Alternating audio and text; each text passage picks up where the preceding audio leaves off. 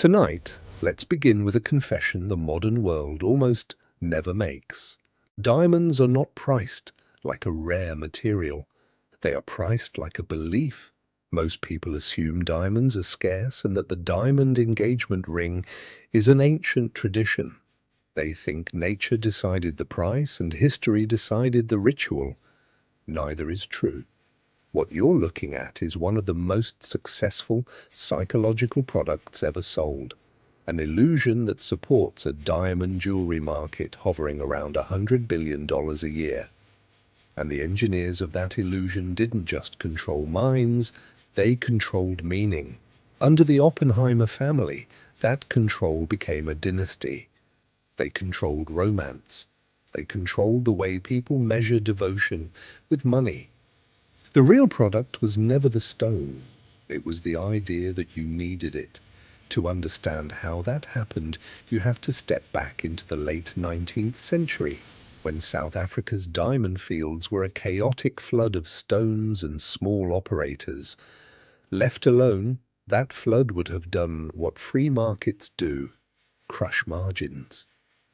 Into that chaos walked a businessman with a taste for empire. Cecil Rhodes. Rhodes didn't invent the diamond, he invented consolidation. He watched independent miners bleed each other dry and bought claims at a discount, stitching the field into a single corporate organism. In 1888, the scattered mines of Kimberley were fused into De Beers. From the beginning, this wasn't just a mining company. It was a control system. Because the first law of the diamond business is cold. The enemy isn't competition. The enemy is abundance. If diamonds are everywhere, they stop being sacred. They become industrial grit. So the empire learned to do the opposite of what most businesses do. It learned to slow production, not accelerate it. It learned to treat supply like a valve. As new deposits appeared, enough to drown any honest claim of rarity, the response was not innovation. It was discipline. By the 1920s, the next architect of that discipline was already moving through the corridors of capital. Ernest Oppenheimer understood that the diamond's value lived in the gap between supply and desire. He built Anglo-American, accumulated influence and shares, and by 1929, he held the chairmanship of De Beers. From there, the diamond industry became a machine. A central channel would buy the world's rough diamonds, stockpile what it couldn't sell, and release stones only when the market could absorb them without damaging price. In London, diamonds could sit in silence, wealth locked in subterranean vaults, waiting, not discovered, permitted. This is artificial scarcity in its purest form. Supply was not limited by geology, but by policy. If you were an independent producer, you had a choice: sell through the system or fight it. And fighting meant watching your price get punished. The cartel could flood the market with similar stones, crush your margins, and wait you out. Over time, most fell in line. Because this industry wasn't run like jewelry, it was run like power. At its height, De Beers controlled the overwhelming majority of the global rough diamond trade, so much of it that the market and the company often sounded like the same thing. Under the Oppenheimer dynasty, the cartel's plumbing became almost ceremonial. The central selling organization, known blandly in some places as the Diamond Trading Company, would assemble parcels of rough stones and sell them in tightly controlled sites to a small circle of approved buyers.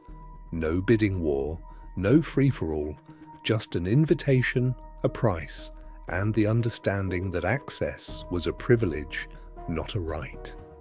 When demand softened, the system absorbed surplus as the buyer of last resort, spending billions to keep excess diamonds off the open market. When demand strengthened, the vaults opened just enough to satisfy desire without ever satisfying it completely. That is the heart of monopoly. Not selling everything you can produce, but producing exactly the feeling you want people to have, want, without relief. But control over supply is only half of a monopoly. The other half is control over demand. And this is where the story turns from economics into culture. In the 1930s, the Great Depression stripped desire down to essentials. Luxury became suspect, and diamond sales suffered. The vault strategy could protect price, but it couldn't force people to care. So the empire did something that would redefine modern marketing. In 1938, De Beers hired a Philadelphia advertising agency, N.W. Ayer and Son. Their assignment wasn't to sell diamonds like a jeweler sells a product. It was to rewrite the social script, to transform a discretionary purchase into a moral signal. They researched Americans and found an inconvenient truth. People didn't need diamonds. So they created a need through emotion. They linked diamonds to a concept older and more defensible than any corporation: love. They aimed at the most vulnerable moment in consumer life, when a man must prove something intangible: commitment. And they gave him a receipt. First, they seeded prestige. Diamonds appeared on Hollywood actresses, in glossy magazines, and in the public imagination, until the ring became shorthand for a certain kind of man: successful, serious, respectable. Then they engineered tradition. They pushed the idea that an engagement ring should contain a diamond, as if this had always been the rule. And when people asked why, the answer was never economic, it was romantic. In 1947, a copywriter named Francis Geraghty wrote 4 words that became a global operating system: a diamond is forever. It sounds like poetry. It is strategy. Brainwashing dressed in velvet. Those 4 words imply permanence. They imply that love should be proven by something that does not degrade. And quietly, brilliantly, they imply you do not sell the diamond. Because a resale market is a threat to scarcity. A resale market reveals the uncomfortable truth that diamonds are not liquid assets. They are retail experiences with a sharp haircut the moment you walk out of the store. So the slogan did what vaults alone could not. It kept diamonds off the secondary market by making resale feel like betrayal. And that is where the genius turns dark. Once you moralize a product, you can raise its price without raising its utility. You can also raise the social penalty for opting out. To not buy a diamond becomes not a financial decision, but a statement about your love, your seriousness, your class. Over the decades, the campaign evolved into something even more explicit: a price rule. In the 1980s, De Beers popularized the idea that an engagement ring should cost 2 months' salary. This wasn't advice, it was calibration. A hard number attached to a soft emotion, designed to scale with income, to convert earnings into expectation, and to keep the ritual expensive across every social bracket. By then, the machine was fully operational. A private cartel had achieved what kings once tried to do with gold. It made a symbol universal. But every empire has a flaw.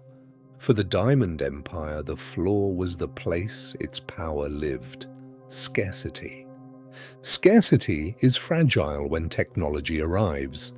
Lab-grown diamonds detonated the monopoly's oldest assumption, that real could not be replicated.